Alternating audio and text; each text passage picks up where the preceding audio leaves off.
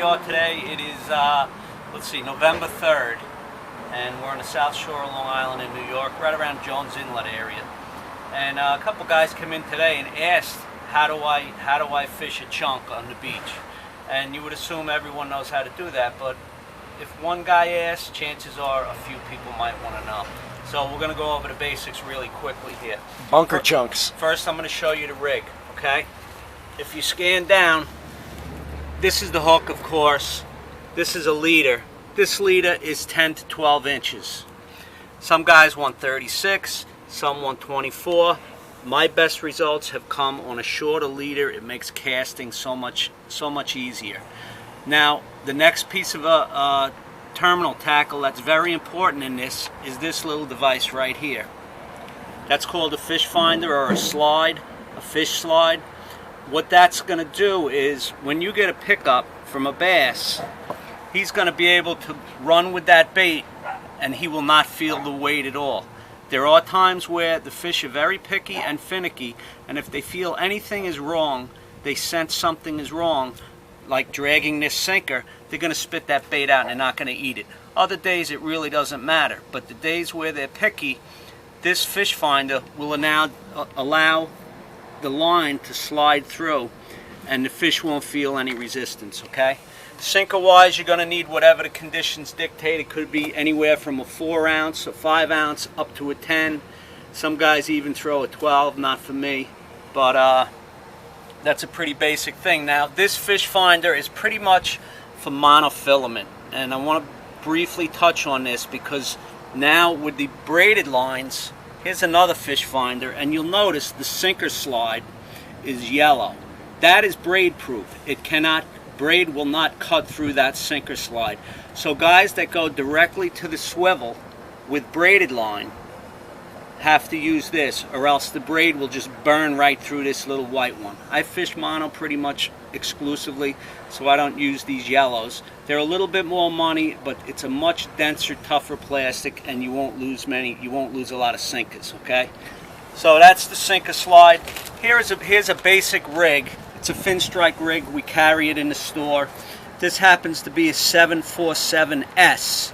And what the S stands for is it's an 18-inch leader, where the regular 747 is a 36-inch leader.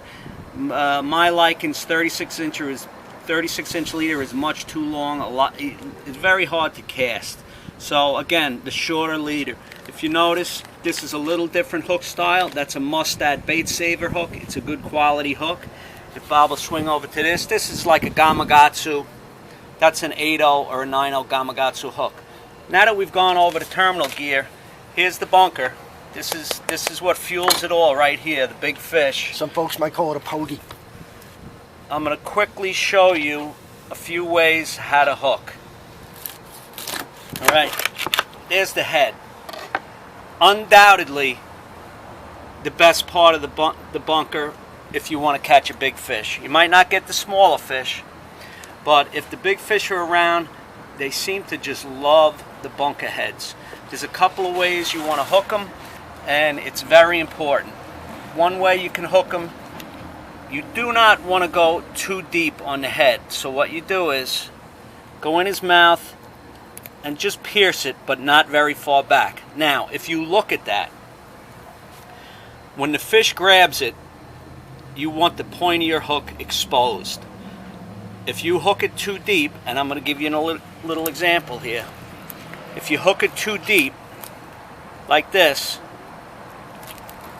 okay, I have very little point exposed, and the throat of that hook, which is the bend, is totally choked. If a fish picks that up, you will never get a good hook set on that fish because the throat of the hook, which is a very important part of the hook, is totally choked. So what you want to do is hook him up front here, just so he's hanging on there. So when that fish grabs this, that hook can just pull free and embed in the fish's mouth. Some guys also hook the heads. They hook them in the skin like that. I don't really prefer that method, you know. But again, the key point is the choke of the throat of the hook is not choked at all, and there's a lot of barbs showing. Okay. Another thing I'm going to touch on quickly, another good piece is the first chunk, and you can see why. It's got all this goodness in there. That's the guts and the blood and everything. A lot of guys hook it in the back of the meat. I like to hook it in the belly myself. Get rid of the scales and go right through there and hook them like that. Make sure that hook point is exposed. And again, you'll see where I'm not choking the throat of the hook with meat. The fish grabs that, he's immediately going to get the point of that hook. Okay? Now, you'll see this bunker. You got a lot of blood going in here. This fish was probably swimming 4 or 5 hours ago. It's very fresh fish. You can tell by the blood and the slime coat. It is an important factor. But quickly, I'm going to say, we see so many people come to Causeway, and if we don't have fresh bunker, they don't go fishing. Okay? Before fresh bunker got really popular, we sold a lot of frozen bait. And I got to tell you, you're not going to catch as good on frozen bait, but you will catch fish on frozen bunker.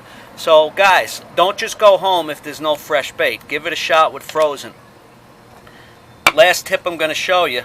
And folks are basically fishing off the shore with this, Greg, with 10 to 12 foot surf rods and throw these chunks out into the surf, correct? This is all mostly surf fishing, Bob, but you could also apply this in a boating type application.